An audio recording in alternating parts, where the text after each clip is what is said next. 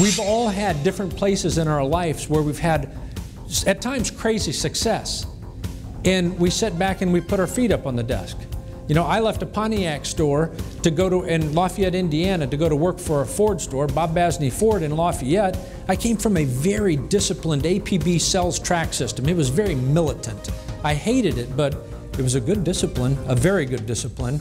And I walk into this Ford store, they give me my own office. It has a plant in the corner. It actually has leg room for me and the customer. It's got glass on the front, and they had a guy, Bobby Vandegraff, hand paint my name on the glass. I showed up and I'm like, yeah, I made it, babe. I hit it.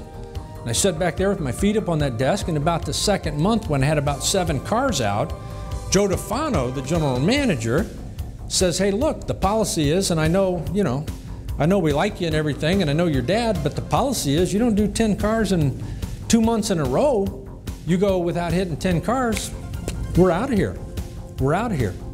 And I'm on a month, on the 23rd with 3 cars out. Tom Bunton was the sales manager. I got 3 cars out, and they're getting ready to, in the third one, just in the middle of the afternoon, unwound, they uncorked it. It was a Ford Escort. They uncorked it, now I got 2 cars out. And I had a day off the next day.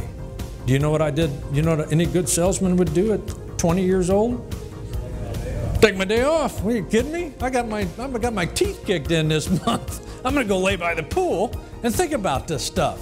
Kind of did what Mr. Rarman did. I don't know if I told you the story earlier, but he told a story earlier on video when he got boxed in and went 3 or 4 days without selling a car because he came from nothing, okay? And he got boxed in, he would drive down to the towpath on Wabash Avenue in Lafayette, Indiana, which is the equivalent of the Eastern Tennessee mountains, okay? It is very impoverished. And he said he'd drive down there sometimes 2 or 3 times a week and just stop and sit in his demo and look around to terrify himself that this is not how he wanted to live.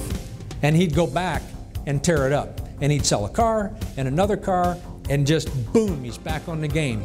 I took my day off with 2 cars out now, and knowing that if I don't wrap this month up with 10 cars, I'm history. And I sat at the pool, 20, drinking beers. Probably shouldn't have been drinking beers at 20, but I was. And I'm staring at the sky wondering, am I gonna go back to painting cars? Am I gonna end up pumping gas? You know, what am I gonna do with my life? I failed at this. I kicked myself all day long. Went back in the next morning, Tom Bunton tells me, Gene Clark actually tells me, your deal came back together, ladies picking the Escort up. It wasn't a big deal. I know it's a $150 commission, but to me, I got a car deal.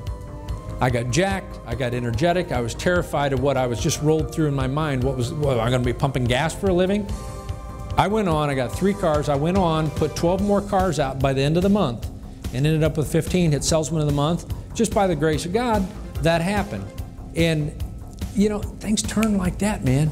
They turn like that, but you gotta be ready to meet opportunity.